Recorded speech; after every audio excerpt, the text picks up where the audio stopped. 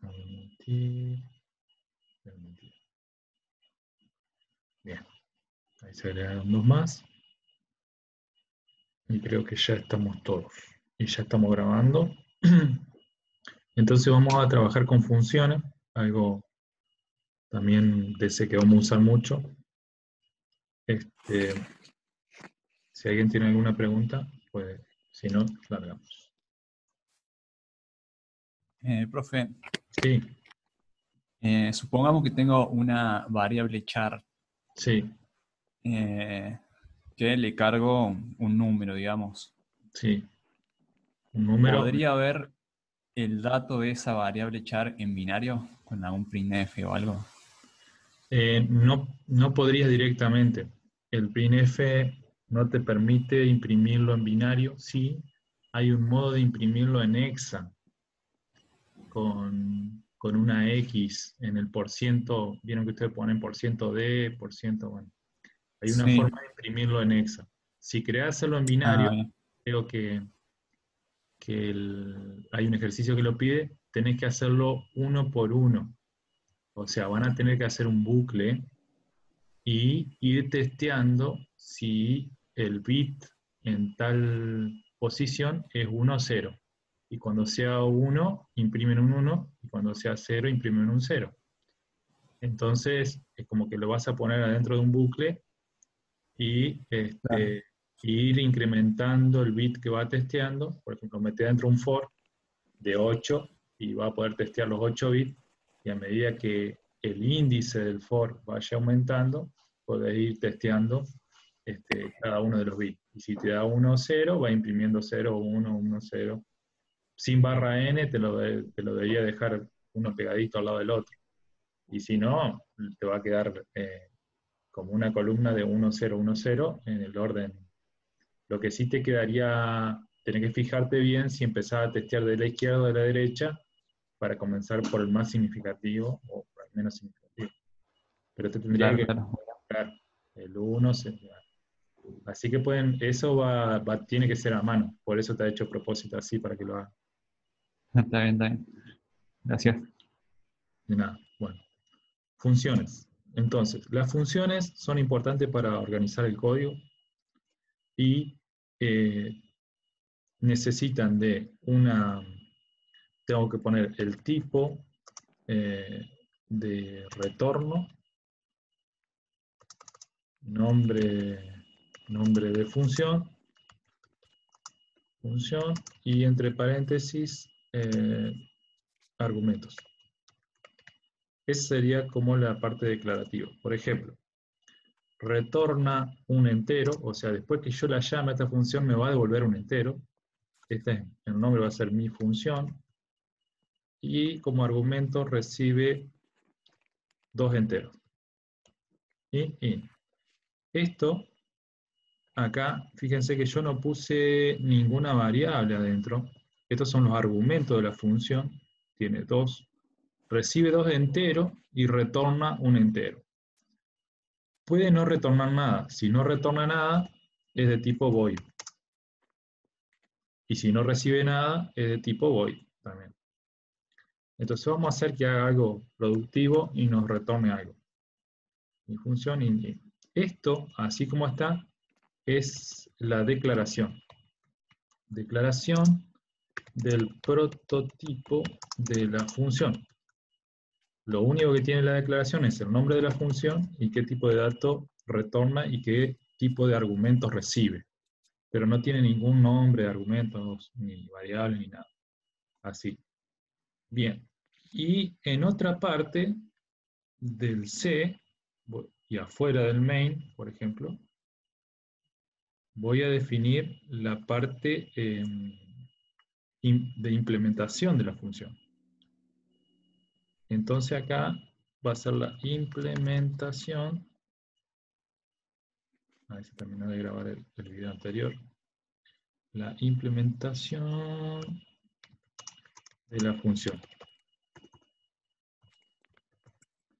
Entonces, acá lo que hago es, ahora sí, voy a tener que abro llave porque voy a tener que poner código.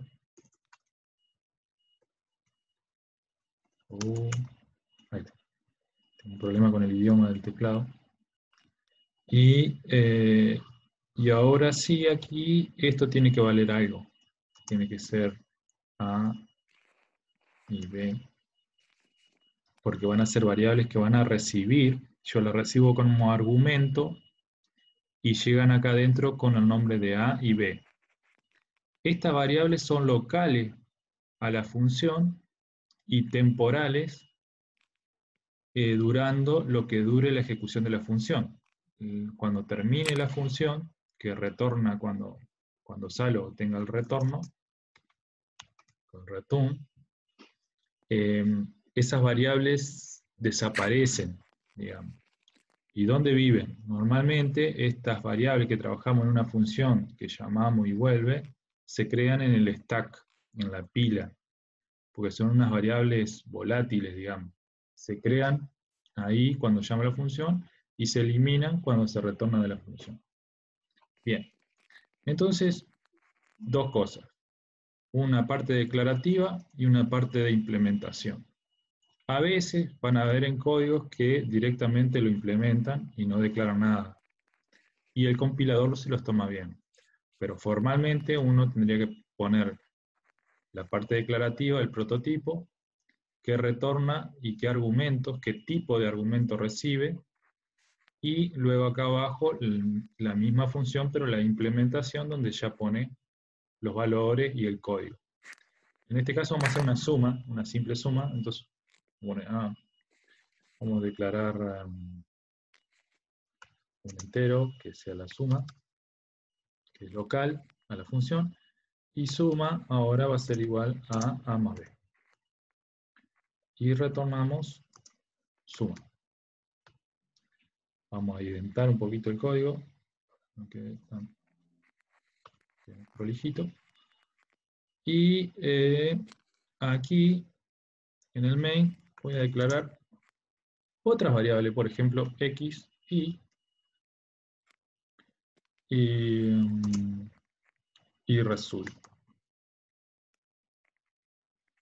resultado. A x le voy a dar un valor de 5, a y le voy a dar un valor de 4, y resultado va a ser igual a lo que me devuelve la función. Entonces yo ahí ya sé que a la función le tengo que pasar como parámetro 2 enteros, eso tengo que cumplir. Entonces si le paso otra cosa, un unsigned char, un float, me va a dar error o me va a dar un warning de compilación, y hay que fijarse en eso. Tiene que ser compatible con los tipos de datos. Entonces llamo a mi función, y fíjense que yo puse igual, resultado igual, porque va a ser lo que retorne mi función con los valores, y le paso como argumento xy. Entonces, ¿qué va a hacer? Estoy llamando a mi función con xy son de tipo entero, valen 5 y 4 respectivamente. Entonces, cuando la llame, ese xy se van a convertir en el a y b local de esa función, va a sumar y va a retornar la suma. Cuando retorne la suma, se le va a asignar el resultado. Resultado tendría que ser del mismo tipo que el retorno de la función. Entonces, tiene que ser de tipo entero. Vemos acá que el resultado de tipo entero, entonces estamos bien. Entonces, acá podemos imprimir el resultado si queremos. O bueno, ya para no demorar, vamos a ejecutarlo así como está, a ver cómo nos va. A ver si no tenemos algún error. Acá tiro un warning. Vamos a mirar aquí. Fue seteado pero nunca usado. Bien. La variable resultado me dice que la asignamos pero nunca la usamos para nada. Bueno, acá abajo si quiere, lo podemos obviar ese warning, no va a hacer nada. Pero yo le pongo algún otro codiguito más para sacar el warning, para que haga algo después. Lo incremento en una la variable. Ahí vemos que desaparece el warning, era por eso, digamos. Porque trabajamos pero no hacíamos nada con esto. Bueno, vamos a simular. Nos vamos hasta acá. empezamos Profe, por... la implementación de la función siempre va debajo del código No, principal, ¿no? no, no necesariamente. La podés poner en cualquier lugar. Ah, Puede bueno. estar acá abajo, puede estar acá arriba. Yo lo suelo poner acá abajo para que me quede el main acá arriba y después yo, digamos, ejecutamos. Pero eso es mm, a uso del programador. La puede dejar acá arriba y funciona igual. Bueno, Después probamos. Entonces vamos a ejecutar ahí, función F6. Ahí se asigna X, se asigna Y. Y vamos con F5, vamos a presionar para que entre a la función. Porque si hago F6, la ejecuta por fuera. Si ustedes van acá a Run, ven que tiene un montón de opciones, pero acá tiene F5, es Step Into. Quiere decir, hacer un paso, pero metete adentro de las subfunciones y del código. Y Step Over ejecuta esa línea, pero no te vayas si tiene una función. Que la ejecute y siga con la línea que viene debajo. Entonces vamos a hacer que se meta para que veamos que llama la función, con F5. Y acá entró a la función. Me paro arriba de A y veo que vale 5 y B vale 4. O sea que le pasaron los valores de X y de Y. Perfecto. Entonces viene a la suma, declaro la función suma. Acá sí ya lo puedo ejecutar con F6. Y vemos que, bueno, suma obviamente que lo calculó bien y va a retornar aquí, donde resultado le va a asignar ahora el valor que es 9. Entonces estamos bien. Fíjense entonces que mandamos los parámetros, hicimos el cálculo, retornó y se lo asignó al resultado. Resultado vale 9, ahora va a valer 10 porque lo incrementamos en 1. Presioné mal, perdón. F6.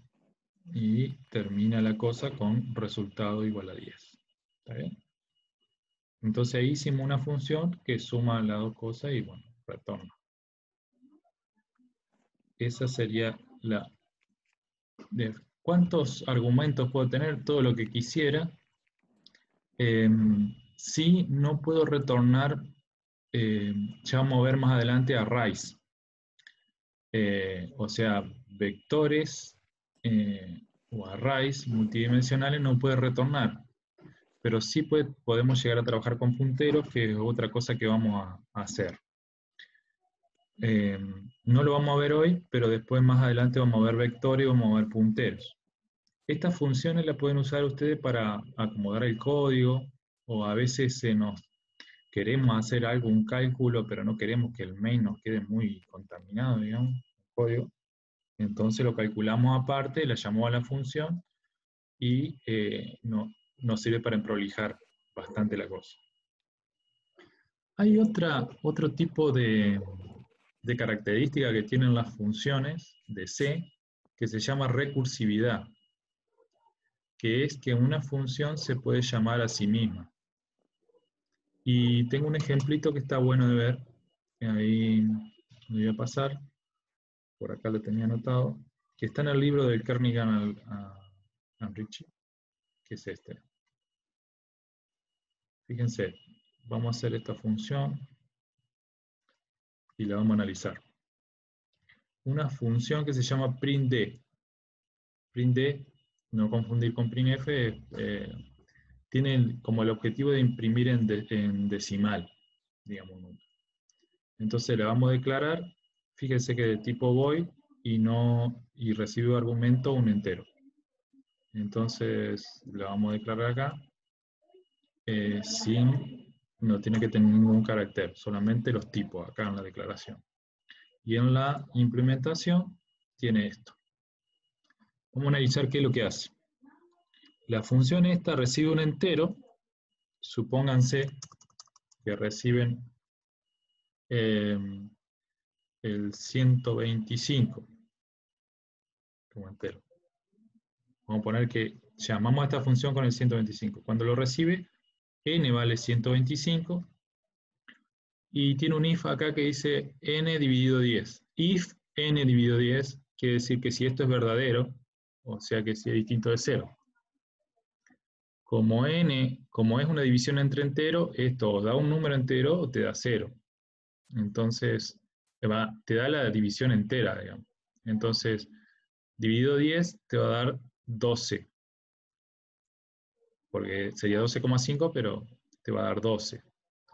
Entonces, como 12 es distinto de 0, va a llamar, ¿a quién va a llamar? A la misma función con n dividido 10. Entonces se va a autollamar acá con el valor de 12. Entonces viene de nuevo con 12, entra y hace, si 12 dividido 10 es distinto de 0, lo cual es 1,2, se vuelve a autollamar, pero el valor de la división me va a dar 1, no me va a dar 1,2. Entonces se vuelve a llamar con 1. Entra acá con 1 y 1 dividido 10 te va a dar 0, digamos, el valor entero. Entonces imprime. ¿Qué sucede ahí con esas múltiples llamadas y que no está enloqueciendo? Ustedes tienen que pensar, o tenemos que pensar, que cada vez que se autollama la función sería como un escenario nuevo, con nuevas variables. Digamos. El primer escenario es con 125, entonces vino hasta acá con 125, dividió por 2, te quedó 12,5, y se llamó con, hasta aquí, se llamó con 12. Bien. Entonces hizo esa llamada ahí y en algún momento va a tener que volver, digamos. Entonces, viene acá con 12. Esa sería como la iteración 1, podríamos decir. Esa es la recursividad o la recursión número 1. Llama acá con 12 en n, viene acá, divide, le da 1,2, o sea 1, y llama con 1. Esa es la recursividad número 2. Y a lo último llama con 1, aquí, y esa es la que no va a llamar más al print, sino que va a imprimir. Imprime un 1 y sale. Cuando sale, ¿a dónde va a retornar? Retorna a la recursividad número 2, que era donde había quedado la anterior, digamos, la del 12. Entonces imprime el valor ese. Y finalmente retorna a la primera recursividad, que era el 123, el 125, perdón. Entonces es como que nosotros mentalmente tendríamos que guardar fotografías de esto.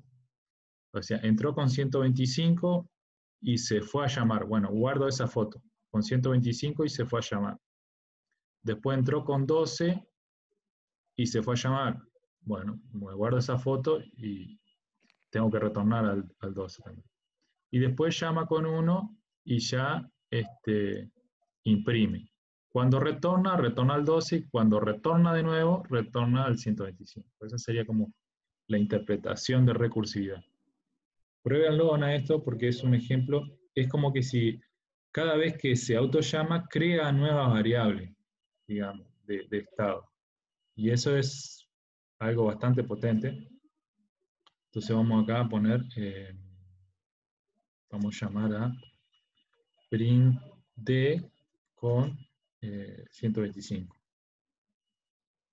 Y vamos a probar recursividad. En realidad la recursividad está en esta línea, ¿no?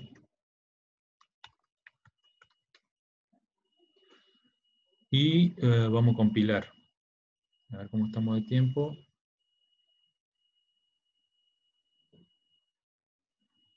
Todavía tenemos bien. Vamos a grabar, vamos a compilar. Tenemos un montón de errores. Como acá.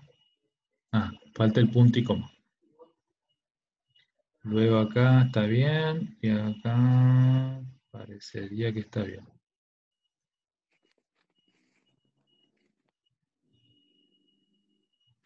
Bien, ahí compiló sin errores.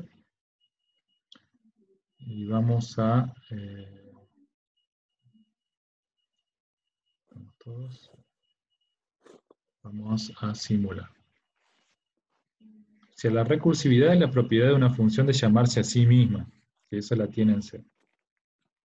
Función F6, voy a llamar ahí, vamos a llamar a F5 para probar esto. Llega el n con 125 acá, ¿ven?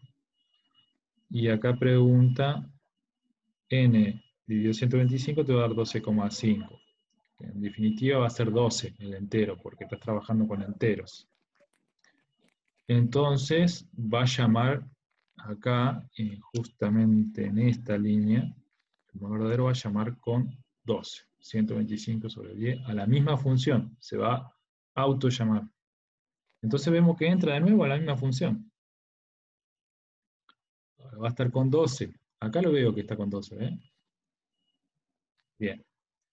Entonces ejecuta de nuevo el if, función F6, y ahora va a llamarse con 1.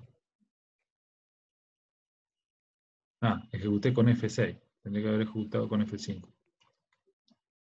Vamos acá de nuevo. Vamos a restart, porque si no, no se va a ver bien.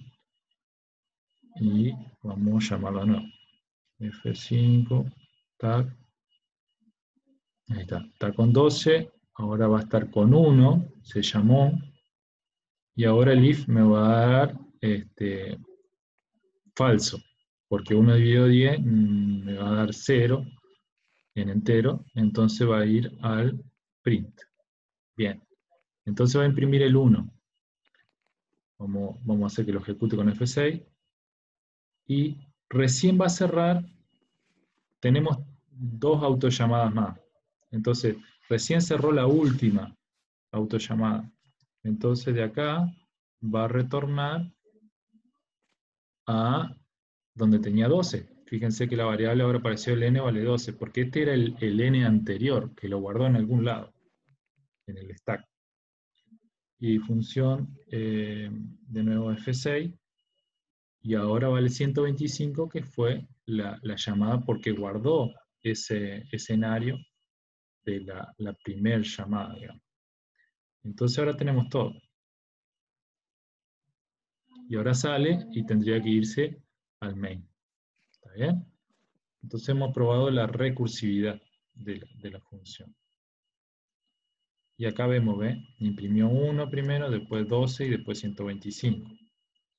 Entonces empezó como el anidamiento de alguna forma de la función fue, empezó con 125, se autollamó, hasta que quedó con 1. Cuando quedó con 1, me dio falso esto y hizo el primer printf con 1. Cuando retornó a la llamada anterior, que era 12.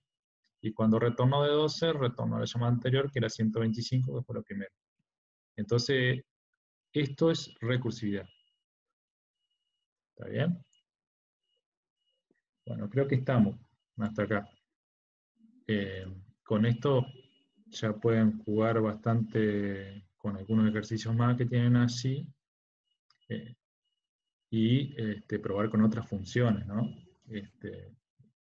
Y después más adelante ya vamos a tener algunas condiciones, algunos operadores o variables un poquito más complejas, como son vectores, trabajar con punteros, estructura.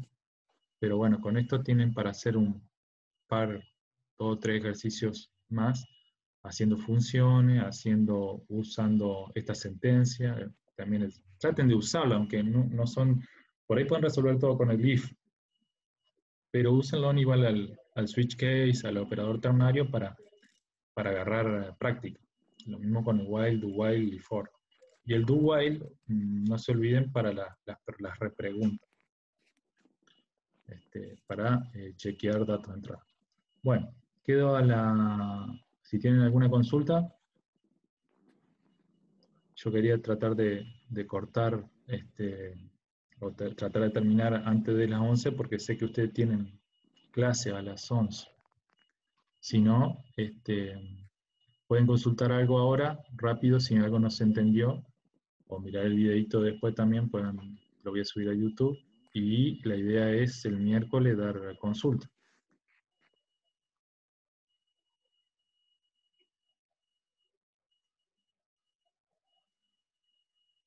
¿Duda de esto? Creo que no, profe. Bueno, Hasta que podamos renegar. bueno, Sí, es. ok. Y bueno, si quieren, bueno, vos tenías una duda, me había dicho del porciento de la división. Ah, sí, no, pero eso era cuando terminamos el primer módulo de acá de la clase, me fijé y estaba asignando al revés una cosa, Ah, entonces ok, ya lo pudiste me resolver. estaba... Sí, sí. Ok, bueno, Cambié de lugar las líneas y ya ya hacía funcionó. lo que quería. Sí. Muy bien. Bueno, prueben con esto, resolver los ejercicios que le piden funciones, que le piden trabajar con bucle o con o varias selecciones, digamos, usar el switch, usar el SIF y los operadores de bits por ahí para la detección de pasar a binario. Eh, los de corrimiento están buenos y la operación SOR también, para que se le haga más fácil eso. Como lo resuelvan va a estar bien. Y guarden los ejercicios porque vamos a pedir, esto lo tienen que entregar, digamos, la guía es entregable y tienen que entregar eso con el fuente de cómo resolvieron cada ejercicio.